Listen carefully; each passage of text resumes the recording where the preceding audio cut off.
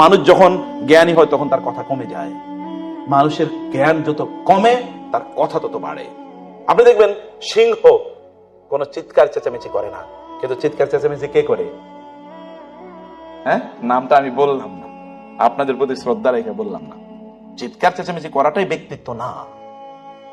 ব্যক্তিত্ব আসাদ। আপনি সিংহকে যদি আঘাত করেন কোনো আওয়াজ তার মধ্যে শুনবেন না, সে আপনাকে এসে আক্রমণ করবে কিন্তু কোনো আওয়াজ নাই।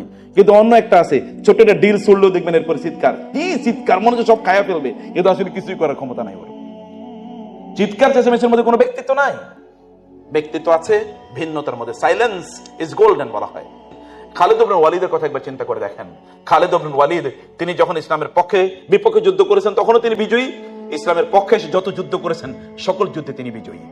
এমন কোন যুদ্ধ নাই যে যুদ্ধে তিনি বিজয়ী হন নাই। যুদ্ধে তিনি যার পক্ষে থাকুক না কেন, শত্রুর পক্ষে যদি 1,00,000 সৈন্য থাকে তার পক্ষে 3,000, তাহলে ওই যুদ্ধে তিনিই বিজয়ী। এরকম ক্যারিশমেটিক মিলিটারি জিনিয়াস এই পৃথিবীতে একজনই দেখেছে পৃথিবী। এরকম কোন জিনিয়াস নাই যার জীবনে কোনো পরাজয়ের কোনো রেকর্ড নাই, কোন যুদ্ধে কোনো পরাজয়ের রেকর্ড নাই, শত যুদ্ধে কোনো পরাজয়ের রেকর্ড নাই। তিনি খালিদ ইবনে ওয়ালিদ রাদিয়াল্লাহু তাআলা আনহু যখন তিনি কাদিসের যুদ্ধে আছেন, ওমর রাদিয়াল্লাহু তাআলার কাছে এরকম একটা আসলো যে লোকেরা তো মনে করছে খালিদ ইবনে ওয়ালিদ থাকলেই যুদ্ধে জয়। অতএব খালিদ ইবনে ওয়ালিদের প্রতি এক ধরনের বিশ্বাস তৈরি হচ্ছে যেটা আল্লাহর উপর তৈরি হওয়া দরকার।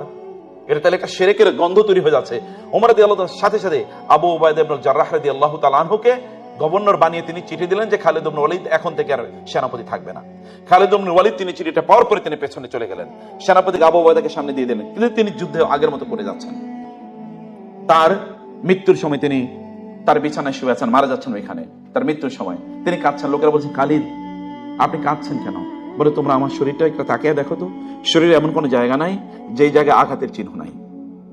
আমার গোটা শরীর আঘাতের চিহ্নে, এটা হয় তলোয়ার অথবা বর্ষা অথবা তীর এর আঘাতের চিহ্ন আছে। আমি গোটা জীবন জুড়ে আমি আশা করছিলাম যুদ্ধের ময়দানে আমি শহীদ হব, কিন্তু দেখো আমি কিন্তু আমার বিছানায় মারা যাচ্ছি। তিনি মারা গেলেন।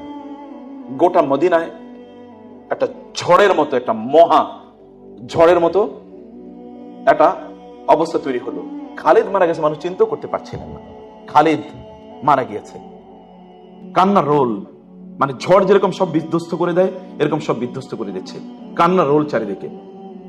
ওমর রাদিয়াল্লাহু খলিফা, ওমর রাদিয়াল্লাহু তাআলা আনহু তিনি বের হলেন মানুষদেরকে নিষেধ করার জন্য যে এভাবে কাঁদতে নাই, বিশেষ করে নারীরা তো এভাবে কাঁদতে পারে না, ইসলামের এলাও করে না। তিনি যখন বের হচ্ছিলেন হঠাৎ করে শুনলেন তার ঘর থেকে কেউ একজন কেঁদে উঠছে, ওয়া খালেদা, ওয়া খালেদ, হে খালেদ বলে তিনি কান্না করে উঠছেন। ওমর বলেন, কে কাঁদছে ঘরের ভিতরে?